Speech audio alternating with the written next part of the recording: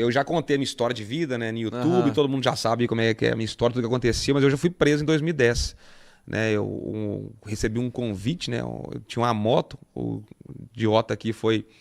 Conta essa história, Diogão. Você já falou sobre isso, Não, né? já, Pra eu falo você, se tranquilo. não é problema, se você Não, quiser não é falar problema. sobre Eu, isso. eu tive a minha infância de criação lá. Eu sei que foi consequência até da morte precoce da sua mãe, né? É, Você sim. sentiu pra caramba isso, né, Eu cara? tinha uma criação muito grande dentro de igreja, né? Aham. Então, a gente estava na igreja todo dia, frequentando culto, ministérios, grupos que a gente participava, grupo de oração, esse negócio. E aí e eu trabalhava com meu pai na época, né? Meu pai trabalhava na Campestre, lá no Cruzeiro. Eu saía da escola de tarde e ia pra academia do meu pai à noite. Ficava lá com ele de 5 até a academia fechar, 10, 11 horas da noite. Aí um dia desse a gente foi pra casa, acho que era umas quinta ou uma sexta-feira. Eu e meu pai, a gente tava voltando pra casa. Quando a gente chegou lá, minha mãe e minha irmã estavam já com a janta pronta. A gente sentou e tem muitos anos, isso eu lembro como se fosse hoje. Nós sentamos os 4 na mesa, jantamos, aquele negócio, família batendo papo e fomos dormir. E aí eu acordei com a minha irmã me sacudindo, falando que mamãe morreu, mamãe morreu, mamãe morreu. Caramba, velho. E realmente minha mãe Quantos tava anos você tinha? 22. Aham. Aí 21 ou 22. A minha irmã me balançando, né, falando mamãe morreu, mamãe morreu. E realmente minha mãe desacordada e a gente não conseguia. Foi repentino assim? De madrugada. Foi infarto? O que foi? Aí ela teve um AVC. E a gente não conseguia reanimar ela de jeito nenhum. Pra gente, ela tinha morrido mesmo. Aí o SAMU chegou, conseguiram reanimar ela. E aí correu pro hospital. E aí no período de quase um mês, ela passou por 3 cirurgias na cabeça. Internada esse tempo Internada. inteiro. Aham. E a gente recebeu até teve uma época lá que o médico ligou, né, e falou, olha, ela tá tendo uma melhora. A gente até imaginou que ela ia conseguir se recuperar. E aí aquela famosa, né, o telefone toca na madrugada.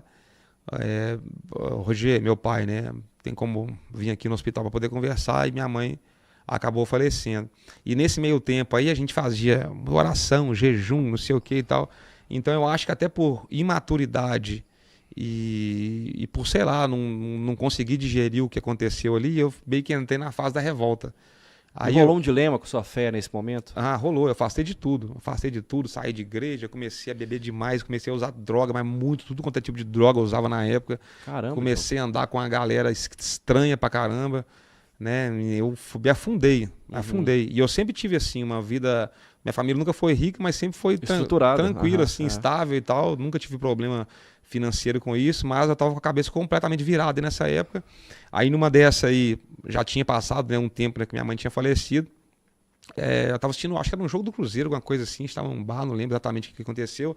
Aí eu tinha ido de moto, né? Aí falaram comigo, ó, vamos lá, não sei o que, fazer um assalto num posto pra gente arrumar um dinheiro e tal. Aí eu fui na minha moto, dirigindo a minha moto com placa da minha casa, o cara na garupa, né, com a arma, fez o assalto, né, na saída, a polícia já estava atrás.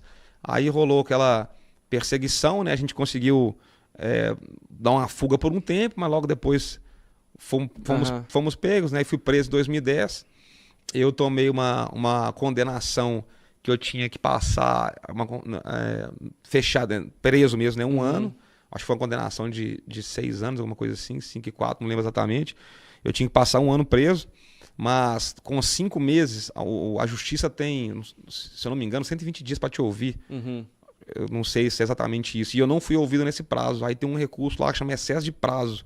E aí eu fui continuar respondendo em liberdade, né? Porque eu não fui ouvido no prazo que eu tinha que ter sido ouvido. E eu réu primário, né? Não tinha ficha limpa, não tinha nenhum problema nisso aí.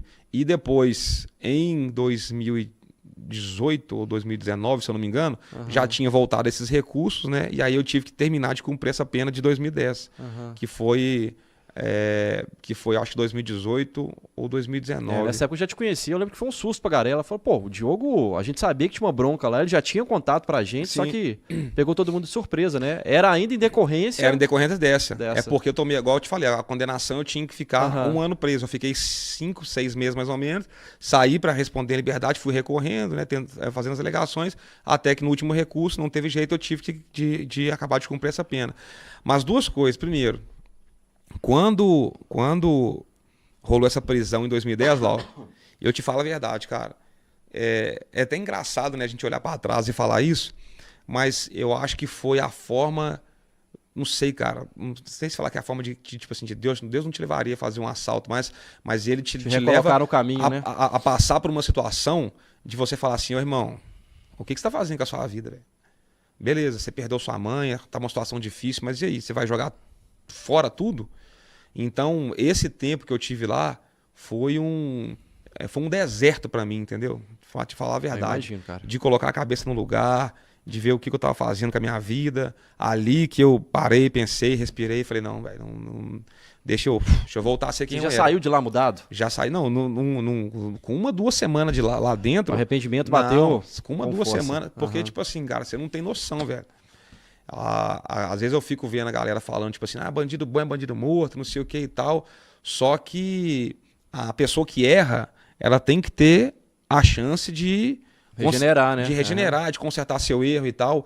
E eu falo com a experiência de quem viveu essa situação de estar lá por um crime, né, que eu cometi, mas tive que cumprir por 2 vezes para poder fechar o prazo todo, que, cara, é uma experiência terrível, né? Não, é desespero, cara. É desespero. Então ali eu coloquei a cabeça no lugar. E aí eu tô falando isso tudo porque Rodrigo Carneiro, da Rádio 98 FM. Eu estava na Rádio 98, eu comentarista da rádio. Acho que eu já estava com 1 ano e meio de rádio. E aí veio eu tive que voltar para cumprir o resto da pena. E eu não sabia, cara. Eu não sabia que tinha saído a condenação, porque inclusive foi até uma situação engraçada. Eu tava de moto, eu não sei nem onde que eu tava indo. E passei por um viaduto, não tinha ninguém no viaduto, só tinha eu e tinha uma blitz. Eu tava com a minha Harley antiga, a moto em dia, documento em dia, tudo certinho. O guarda fez o gesto pra eu parar, eu dei a seta normal, parei. Puxou no sistema, entreguei os documentos, aí o guarda falou comigo, ó, você tá com um mandado em aberto aqui. Aí eu falei, você tá de brincadeira. Aí eu até liguei pra minha advogada, aí ele puxou lá, realmente tava, pra poder cumprir a pena. Aí, enfim, aconteceu todos os trâmites. Mas você ficou há pouquíssimo tempo, não foi? Fiquei uns 4 meses, uns 3, 4 meses fechado. Aí depois eu tive que voltar, passava o dia na rua e voltava para dormir durante 2 meses.